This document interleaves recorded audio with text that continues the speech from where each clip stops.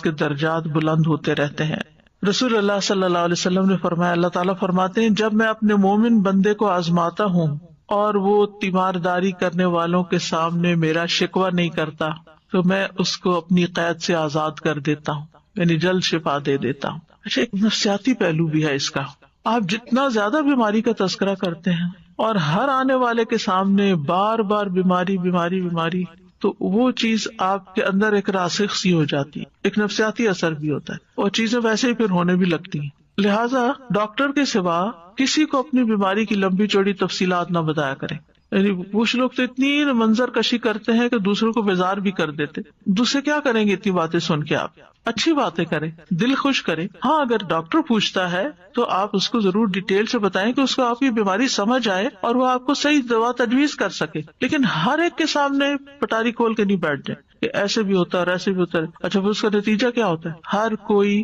دل پسند مشورے دیتا ہے اور پھر طرح طرح کی آپ کو مفت دوائیں بتاتا ہے کہ یہ بھی کر لو، وہ بھی کر لو، فلاں چیز کر لو، فلاں چیز کر لو۔ اچھا، اس کا نقصان کیا ہوتا ہے کہ وہ یک وقت ساری بھرمار کر دیتے ہیں ہم، اور پھر نہ کہیں کے بھی نہیں رہتے۔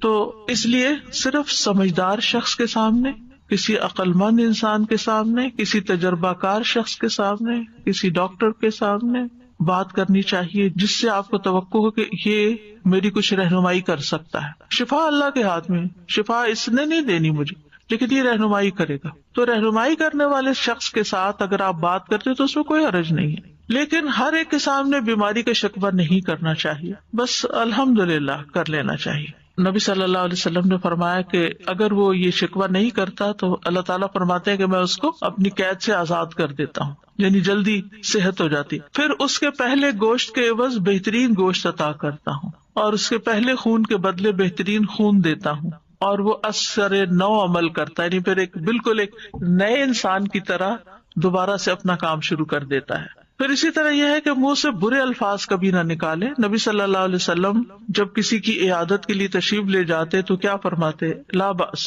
کوئی بات نہیں، طہور انشاءاللہ، یہ بیماری پاکیزگی کا ذریعہ بنے گی، یعنی جسم سے بھی آپ کی بیماری نکل جائے گی۔ آپ دیکھیں نا، بعض بیماریاں آپ کے اندر ہی اندر کہیں چھپی ہوتی ہیں، پھر ایک وقت آتا ہے کہ وہ سرفیس پہ آ جاتی ہیں، آپ کی اسکن پہ آ جاتی ہیں، تو وہ اصل میں صرف اسکن نہیں ہوتی بیمار، وہ اندر کوئی چیز بیمار ہوتی ہے جس کی سمٹمز باہر نظر آ رہی ہوتی ہیں۔ تو اللہ تعالیٰ آپ کو ایک موقع دیتا ہے کہ آپ اس کا علاج کر لیں۔ تو یہ اس بیماری کا سرفیس پہ آ جانا، مثلا سر درد شروع ہو گیا آپ کو، تو یہ سر درد صرف سر درد نہیں ہوتا، there is something wrong either with your stomach or something else۔ تو پھر ماہر ڈاکٹر ہوتا ہے، وہ سمجھ کے دوا دیتا ہے کہ سر درد کی وجہ کیا، انویسٹیگیٹ کرتا ہے۔ تو لا باس طہور انشاءاللہ، یہ جو سرفیس پہ بیماری آئی ہے اسے پریشان نہ ہو، کیونکہ جب تک وہ اندر چھپی رہتی ہے ہمیں پتہ ہی نہیں ہوتا، ہم خوش باش پھرتے، بس ذرا سی چیز نظر آ جائے صحیح تو پھر ہمیں ہول پڑنے لگتے ہیں۔ تو اس پر پریشان نہ ہو، بلکہ وہ سمجھے کہ اب رستہ کھل گیا ہے علاج کا،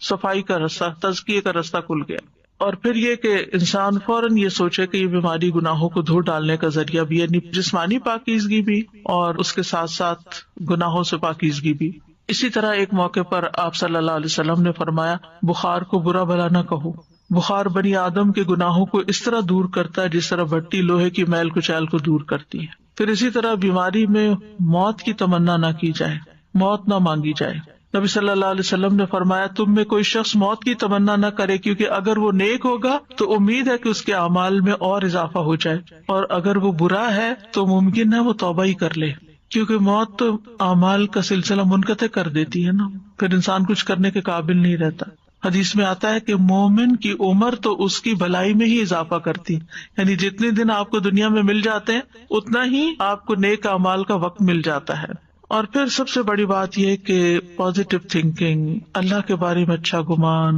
اپنے ساتھ جو کچھ ہو رہا ہے اس سے اچھی بات سوچنا۔ اور ویسے بھی حدیث میں آتا ہے نا کہ اللہ تعالیٰ فرماتے ہیں، میں اپنے بندے کے ساتھ اس کے گمان کے مطابق ہوں، یعنی جیسا آپ سوچنا شروع کرتے ہیں ویسے چیزیں ہونے لگتی ہیں۔ اور اچھے گمان کے بدلے میں معاملہ بھی اچھا، اور برے گمان کے بدلے میں معاملہ بھی برا۔ اگر تم برا سوچتے ہو تو پھر برا ہی نتیجہ نکلے گا، اور اگر تم اچھا سوچتے ہو، آپٹیمسٹک ہو، تو پھر تمہارے ساتھ اچھا ہی ہوگا۔ پھر پلٹ کے بات انسان کے اپنے اوپر ہی آ جاتی ہے کہ انسان اپنے لیے کیا سوچتا ہے، کیا چاہتا ہے۔ پھر یہ کہ اللہ کے وعدوں کو یاد رکھے، جو وعدے اس نے اپنی کتاب میں کیے، شعراوی جو ایک ایجپشین مفسر ہیں، ان کے لیکچرز موجود ہیں، بس یہ کہ کولوکیل عربک میں دیتے ہیں تو سمجھنے بڑے مشکل ہوتے ہیں، لیکن ان کے تفسیر کا ایک انوکھا ہی انداز ہے، بہت گہرائی میں بات کرتے ہیں اور بہت عمدہ خزانے ڈھونڈ ڈھونڈ کے لاتے ہیں۔ وہ کہتے ہیں کہ میں ان 4 لوگوں پہ حیران ہوں جو 4 چیزوں سے غافل ہیں۔ میں اس بندے پہ حیران ہوتا ہوں جو کسی غم میں مبتلا ہے، وہ کس طرح اللہ کے اس فرمان سے غافل ہو جاتا ہے، لا الہ الا انت سبحانک انی کنت من الظالمین، جبکہ اللہ تعالیٰ اس کے بعد فرماتا ہے فاستجبنا لہ ونجیناہ من الغم وکذالک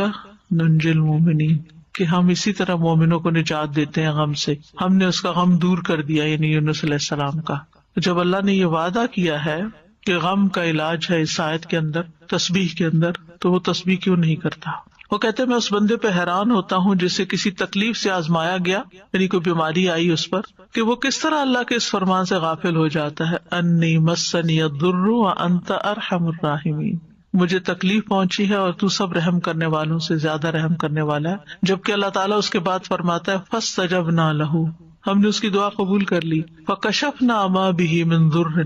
اور جو کچھ تکلیف اسے تھی وہ ہم نے اس سے دور کر دی۔ تو اللہ سبحانہ وتعالیٰ اگر ایوب علیہ السلام کی سنتا ہے تو ہماری بھی سنے گا، ان کی دعا قبول کر لی اور اللہ نے ان کو بیماری سے صحت عطا کی، تو یہ اللہ کا وعدہ ہے۔ پھر کہتے میں اس بندے پہ حیران ہوتا ہوں جو خوف سے آزمایا گیا، وہ کس طرح اللہ کے اس فرمان سے غافل ہو جاتا ہے، حسبنا اللہ ونعم الوکیل، کیونکہ اس کے بعد اللہ تعالیٰ فرماتے ہیں فانقلبوا بنعمت من اللہ وفضل لم یمسسہم سوء، وہ تو اللہ کی نعمت اور فضل کے ساتھ لوٹے، انہیں کوئی تکلیف نہ پہنچی۔ تو یہ غم دور کرنے والی اور فکر و پریشانی دور کرنے والی آیت ہے، حسبنا اللہ ونعم الوکیل۔ پھر کہتے ہیں میں اس بندے پہ حیران ہوتا ہوں جو لوگوں کے مکر و فریب سے آزمایا گیا، یعنی لوگوں نے اس کے ساتھ چال چلی،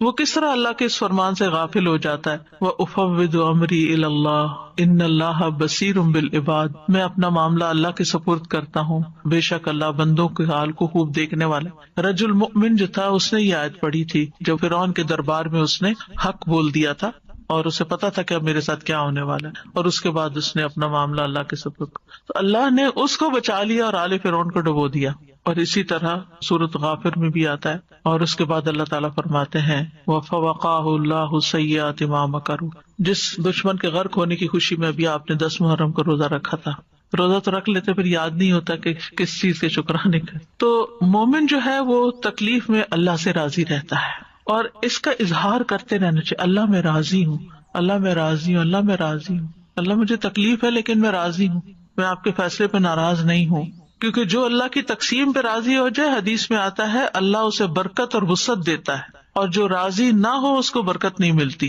کیونکہ اللہ تعالیٰ نے اپنے بندے کو جو کچھ دے رکھا ہوتا ہے وہ